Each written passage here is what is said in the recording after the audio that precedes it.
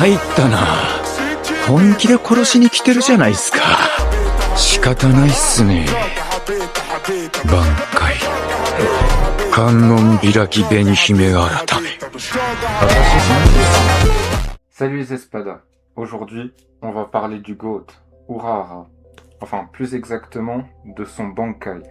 Parce que, évidemment, l'épisode vient de sortir. Je me suis dit que c'était le moment d'en parler. Dans le manga, le combat était vraiment rushé. C'est-à-dire que Urahara, son Bankai, il apparaît dans un chapitre et demi.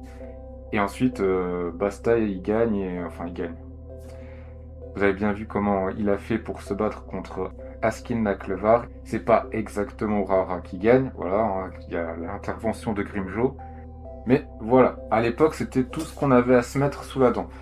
J'ai aussi pu voir l'épisode au cinéma. Mais donc c'est cool parce que j'ai pu voir l'épisode 2 fois et ça m'a permis d'avoir un peu de recul sur son Bankai.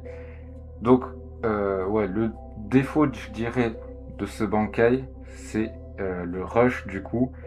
Parce que c'est un Bankai, le Bankai d'Urahara, c'est un Bankai très attendu pour les fans du manga. Souvenez-vous, le Bankai d'Urahara, la première fois qu'on en entend parler, alors on se doutait qu'il en avait un quand on apprend qu'il était capitaine de la 12e division. La première fois qu'on sait qu'il a été capitaine, c'est quand Ichigo va à la Soul Society pour sauver Ruka.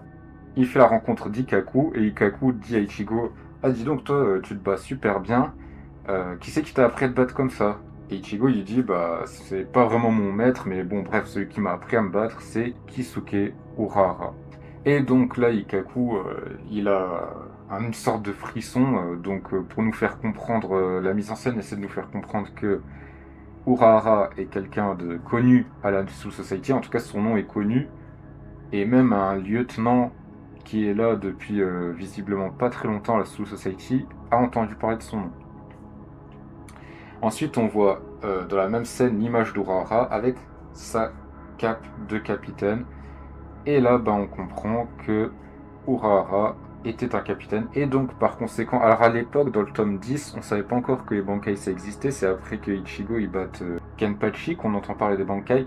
Mais bon, une fois qu'on a compris le concept du Bankai, qu'on voit celui de Byakuya et d'autres personnages, on comprend que, par déduction, Urahara avait un Bankai.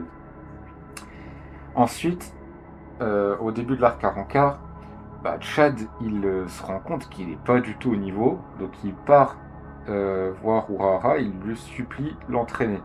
Parce qu'il se dit non mais c'est pas possible, là j'y arrive pas quoi, j'ai failli me faire défoncer en un coup, j'ai rien compris à ce qui m'arrivait.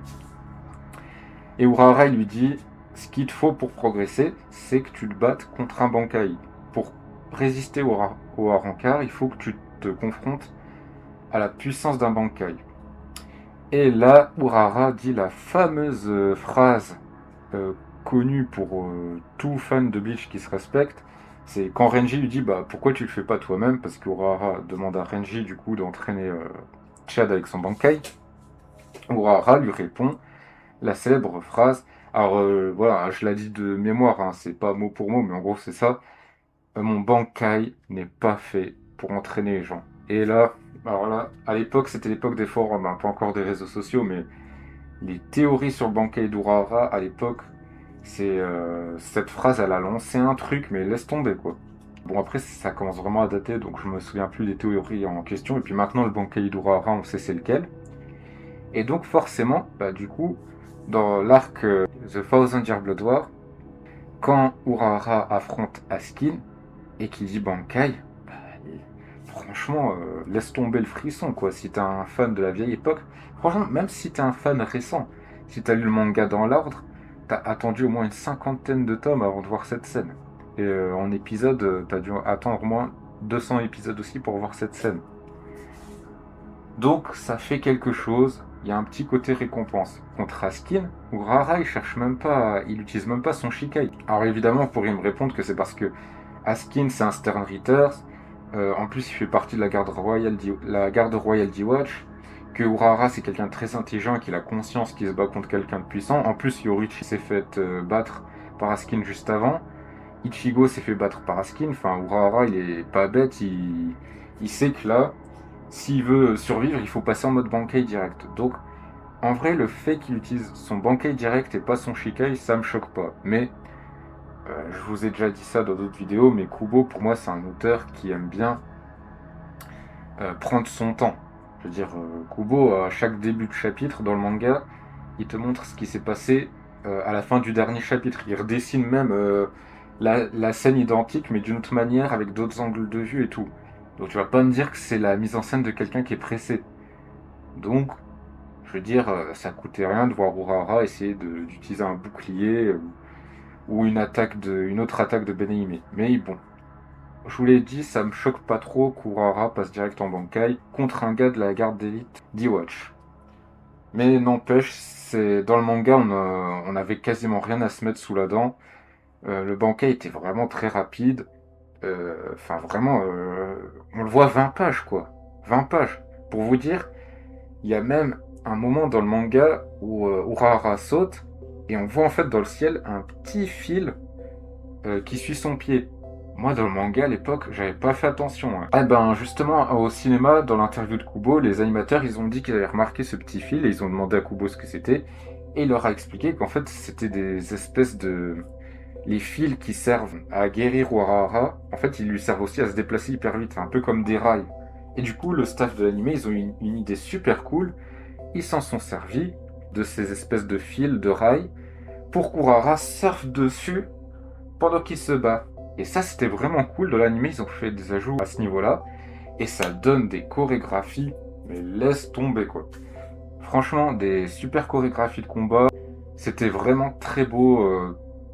Vraiment, rien à dire à ce niveau-là. Le staff a fait un truc cool. Par contre, en vrai, ils ont ajouté quoi, 5 minutes de combat. Enfin, je veux dire, c'est le seul combat d'Urahara où on voit son Bankai. Justement, et le fait que je vous dise qu'on le voit pas beaucoup, le Bankai d'Urahara, quand je l'ai vu, je me suis dit, mais pourquoi il l'a pas utilisé contre Aizen? C'est parce qu'au final, le Bankai d'Urahara, c'est pas un Bankai comme celui de Shinsui, par exemple. C'est pas une arène où tout le monde est pris dedans et obligé de se battre. Non, le Bankai d'Urahara, visiblement... Alors, il y a une zone, on va en parler, où il a des effets sur son adversaire, une zone où il a des répercussions sur son adversaire, mais dans l'ensemble, c'est pas un Bankai où ses alliés vont aussi être impliqués dans le combat, j'ai l'impression, en tout cas j'ai l'impression. J'ai l'impression quand même que dans la zone, le périmètre où Urahara se trouve quand il active son Bankai, il peut ne viser que son ennemi. Et après, voilà, on a eu que 20 pages, on n'a pas eu beaucoup d'infos, et l'animé, à part des belles chorégraphies, on n'en a pas su plus au niveau là. D'ailleurs, en parlant de ce fameux périmètre du Bankai d'Urahara, on voit quand il active que le bras d'Askin s'ouvre en deux. Du coup, Askin, il a un réflexe intelligent, il recule de plusieurs mètres, et quand il recule, les effets du Bankai sont annulés, son bras se recompose normalement. Qu'est-ce que c'était? Ça voulait dire quoi, ça? J'ai pas compris. Pourquoi Kubo nous l'a pas expliqué? Pourquoi l'anime l'a pas expliqué? Qu'est-ce qui serait arrivé à Askin si il n'avait pas reculé à ce moment-là? C'est parce que c'est quand même un phénomène étrange ce qui arrive à son bras. Moi, j'ai envie de comprendre ce qui lui arrivait. Et ça, malheureusement, c'est pas expliqué. Alors, vous pourriez peut-être que dans les commentaires, vous allez me dire qu'il y a une explication tout à fait logique, rationnelle, et que, enfin, vous allez savoir m'expliquer ce qu'il a fait exactement. Ok. Bah, si vous le dites, je vous attends dans les commentaires. Mais moi, je comprends pas ce qui s'est passé à ce moment-là. Enfin, c'est dommage. Enfin, on parle du manga le plus attendu de tout le manga. Surtout que Kubo, en vrai, c'est l'auteur un peu qui aime bien faire en sorte que ces personnages expliquent leur pouvoir, même au pire moment. Hein. Hashtag rose. Les deux yeux d'Urahara sont complètement explosés quand il reçoit l'attaque d'Askin. On parle pas d'un œil coupé ou quoi. Vraiment, l'œil est explosé. Et malgré ça, Urahara arrive à soigner son œil. Donc ça veut dire que son Bankai a recomposé les molécules, les particules, ce que tu veux, les atomes, pour faire l'œil. Ou alors, est-ce que c'est une régénération? Est-ce que c'est une sorte de guérison un peu du genre ta gueule c'est magique? On sait pas. On sait juste que c'est un bankai, en gros, qui soigne les blessures. En tout cas, du propriétaire. Bon, j'imagine qu'il pourrait soigner aussi. Vu comme l'ouverture qu'il a créée dans le dôme d'Askin, ça m'étonnerait pas que ce soit un bankai qui puisse guérir aussi les blessures des personnes autour. Alors je pense que Kubo savait déjà à l'époque ce qu'était le bankai d'Urahara. Je pense pas qu'il savait les détails exacts, mais je pense qu'il savait c'était quoi le bankai d'Urahara. Peut-être qu'il avait pas encore le design exact en tête. Il devait savoir qu'il y aurait une femme marionnette derrière lui. Femme marionnette d'ailleurs qui est très esthétique, très classe. Moi j'aime beaucoup le design, mais qui sert pas à grand chose. En fait, c'est juste une présence derrière lui, quoi, pour symboliser son pouvoir.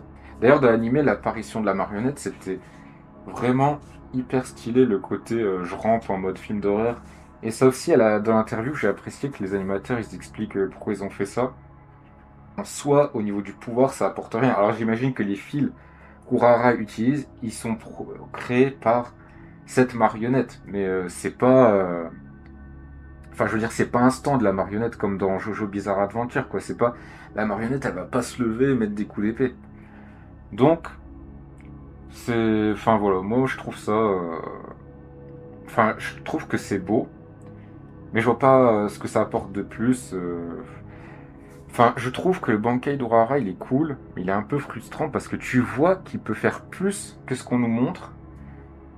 Parfois, ce qu'il nous montre, tu le comprends pas vraiment parce que t'as pas les explications, tout ça parce qu'il est apparu que 20 pages. Et je pense, et c'est pour ça que je reproche à Kubo que Urahara ait pas utilisé son Bankai avant, c'est parce que du coup, si on l'avait vu ce Bankai pendant 2 combats différents, contre 2 ennemis différents, bah déjà là on comprendrait un peu mieux comment il fonctionne et quels sont les pouvoirs exacts. Surtout que à l'époque, il a perdu 10 chapitres à nous montrer Don Kanonji et les amis d'Ichigo se battre contre Aizen. Enfin, se battre, t'as compris quoi. Je pense que c'est pas un Bankai, le Bankai d'Urahara, qui augmente la puissance. Par contre, au niveau rapidité, c'est justement ces espèces de fils de couture sur lesquels Urahara surfe dans l'anime. En tout cas, ça a l'air de bien booster sa vitesse. Il me semble que Kubo avait dit dans l'interview que ça boostait sa vitesse, en effet. Donc au niveau de la vitesse, il a un énorme boost, ça c'est clair.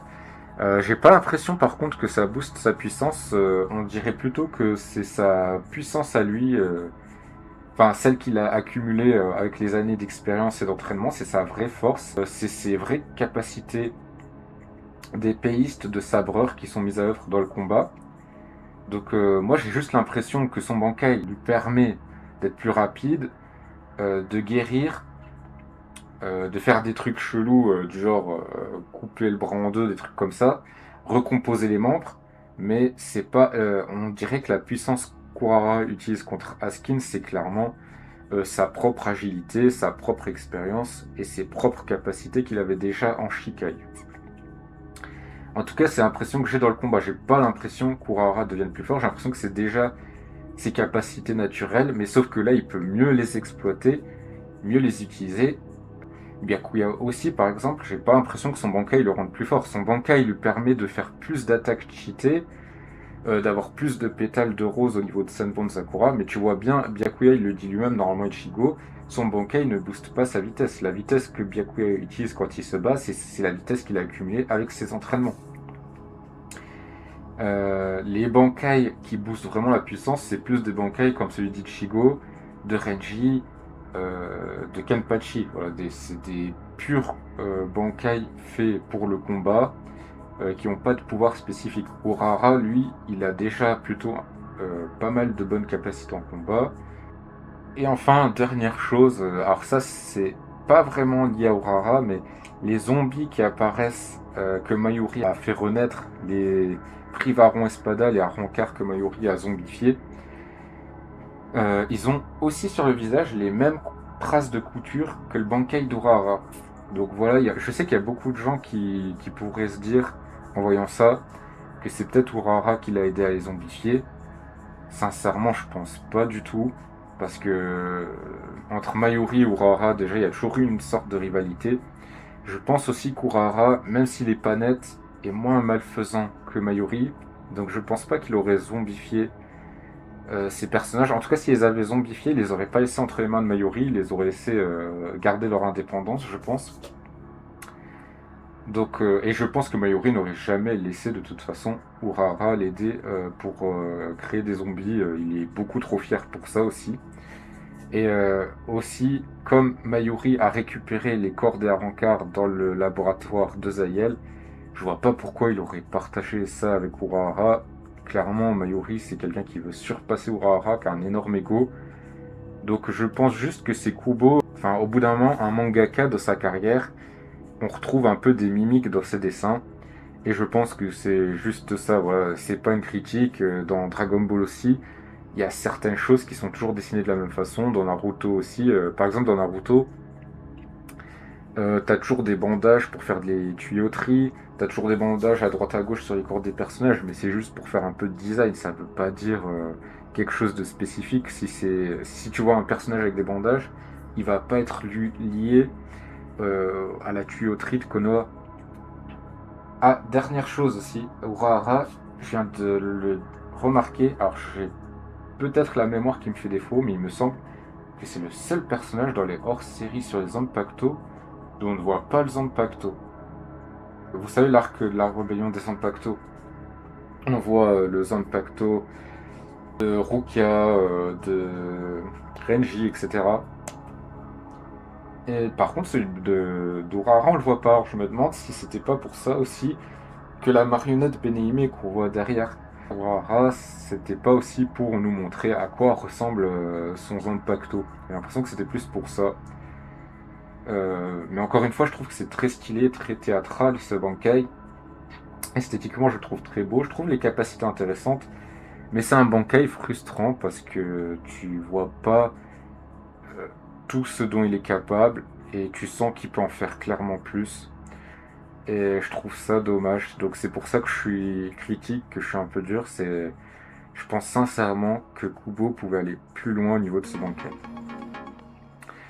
Et d'ailleurs, je le soupçonne qu'il savait déjà à ce moment-là qu'il allait finir son manga.